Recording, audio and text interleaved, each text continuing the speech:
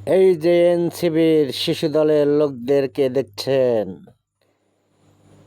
এদের কোনো নিবন্ধন নেই, অথচ তারা বাংলাদেশের বিভিন্ন জেলায় গিয়ে থানায় গিয়ে নির্বাচনী প্রচারণা চালাচ্ছে। এদের এই অনুমতি কে দিয়েছে?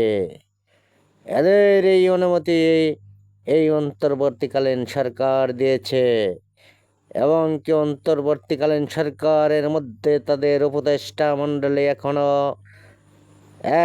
অব্যাহত আছে।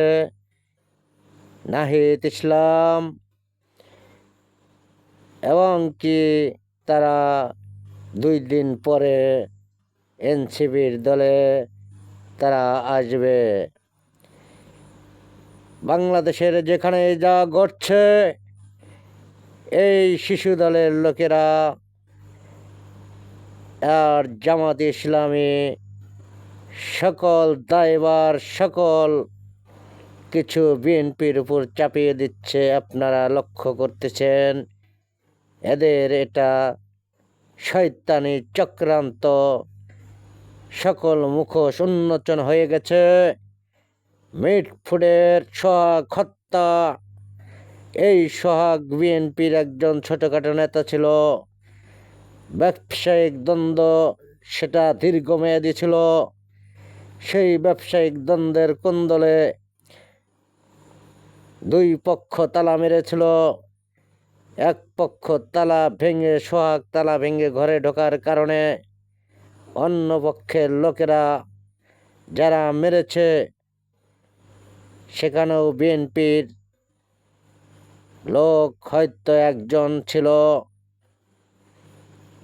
আর যে খুন হয়েছে সেও বিএনপির কর্মী। অথচ যারা খুন করলো ওই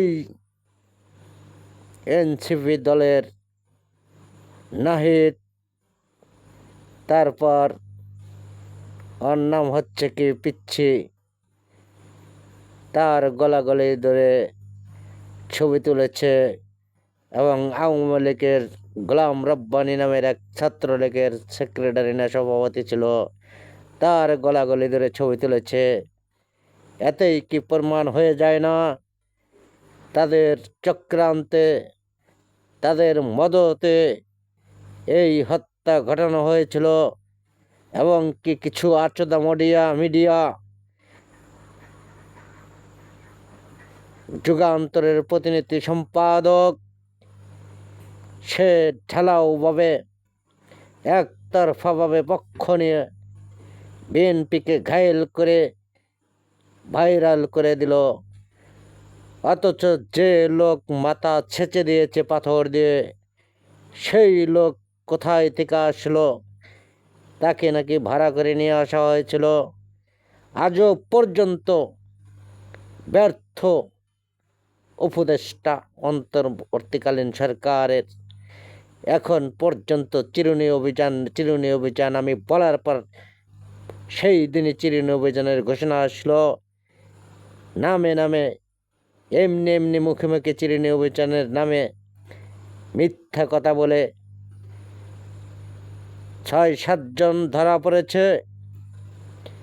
যে মূল হোতা, যে মাথা সেচে দিয়েছে, সেই লোককে এখন পর্যন্ত ধরা হয়নি। সে কোন দল করে, কি তার পরিচয়, হিন্দু না মুসলিম, এখনো তার পরিচয় পাওয়া যায়নি। এই হলো অন্তর্বর্তীকালীন সরকারের ব্যর্থতা। আর বড় বড় কথা বলে। আমি আগেই বলেছিলাম, অন্তর্বর্তীকালীন সরকারকে, ডক্টর মোহাম্মদ ইউনূসকে, এবং কি কাদা সরাসরি বক্তব্য বিভিন্ন সময় বিভিন্ন দল দিয়ে থাকে। অন্তর্বর্তীকালীন সরকারের আসলেই ঘরে বসে আছে জামাতে ইসলামী আর এনসিপি, আর জামাতে ইসলামী চুপ করে এনসিপিদের দিয়ে এইসব করাচ্ছে, এটাই সত্য প্রমাণিত। অবশ্য জামাত চুপচাপ, একমাত্র গোলাম পরোয়ার নামের এক লোক, সে বিএনপির নামে কথা বলছে। এখন বর্তমানে সবাই চুপচাপ। যখন সব জেলায় গিয়ে এনসিপির নেতারা উল্টা পাল্টা বক্তব্য দিয়ে, আমাদের সালাউদ্দিন স্যারের নামে বক্তব্য দিয়ে এক নির্মম পরিহাস, আওয়ামী লীগ সরকারের আমলে তাকে কিডন্যাপ করে নিয়ে সেই শিলংয়ের এক পাহাড়ে রেখেছিল। সেখান থেকে তাকে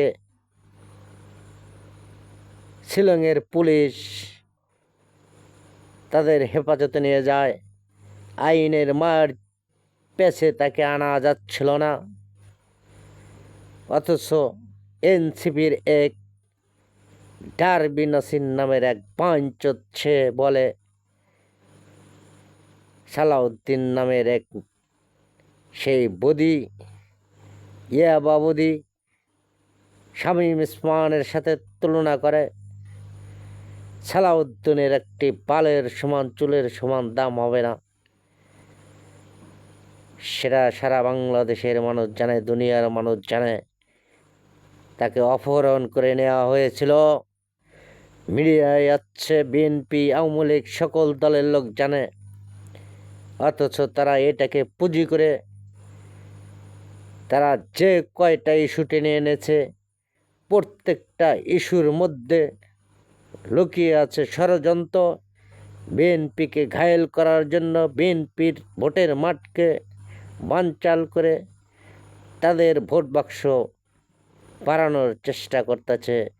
মানুষ এখন বুঝে গেছে সকল ষড়যন্ত্র এই এনসিপি আর জামাতের লোকেরাই করছে। যেখানে যাই করছে না কেন সব বলে বিএনপি করছে, বিএনপি করছে, বিএনপি করছে। এখন আমি আল্লাহর কাছে দোয়া করেছি বিএনপিকে আল্লাহ তাআলা যেন তার পরিবারকে, শহীদ জিয়ার পরিবারকে, বিএনপির বৃহত্তর পরিবারকে, সকল ভোটার সদস্যদের, সকল নেতাদের আল্লাহ তাআলা যেন ঐক্যবদ্ধ করে রাখে। সকল জেলার, থানার, ইউনিয়নের, ব্লকের সকল নেতারা যেন ভুলে গিয়ে কাঁধে কাঁধ মিলিয়ে এসবের মোকাবেলা করে। আমি আল্লাহ তাআলার কাছে সর্বসময় দোয়া করি। এবং এই এনসিপির নেতারা তাদের সকল ষড়যন্ত্র জনসম্মুখে অলরেডি প্রকাশ পেয়ে যাচ্ছে। আজও পত্রিকায় আসছে, প্রতিদিন পত্রিকায় আসছে, আইফোন নিচ্ছে এবং কি 48 লক্ষ টাকা নিচ্ছে। আজকেও পত্রিকায় আসছে এনসিপির নেতারা নীরবে চাঁদাবাজি করতেছে। আরে ভাই, এরা চাঁদাবাজি করবে না তো কি করবে? এরা গরিব ঘরের সন্তান, মধ্যবিত্ত ঘরের সন্তানও না। ডারবি নাসির নামে পরিচিত। ওর নাম ডারবি নাসির কি জন্য হয়েছে? ও ডারবি খাইতো দেখা ওর নাম হয়েছে ডারবি নাসির। এই শিশু দলের লোকেরা যাদের নিবন্ধন নাই, তারা জুলাই আগস্টের নামে সারা বাংলায় ঘোষণা দিয়েছিল প্রতিটি জেলায় যাবে। তারা বিভিন্ন জায়গায় যেয়ে তারা জুলাই আগস্টের নামে ব্যানার করে যায়। অথচ গোপালগঞ্জে গেল তারা গোপালপুর কি লং মার্চ গোপাল টু এরকম একটা ফেসবুকে স্ট্যাটাস দিয়েছে এবং কি বিবৃতকর কথাবার্তা বলেছে এবং কি গোপালগঞ্জ গিয়ে বঙ্গবন্ধুর এটা করবে, ওটা করবে, মাটির সাথে মিশিয়ে দেবে, উল্টা পাল্টা কথাবার্তা বলে সারা বাংলার মানুষ এখন বুঝে গেছে এইসব এনসিপির নেতারা বাজে একটা নেতা। খালি দুর্নাম বদনাম করাই তাদের কাজ।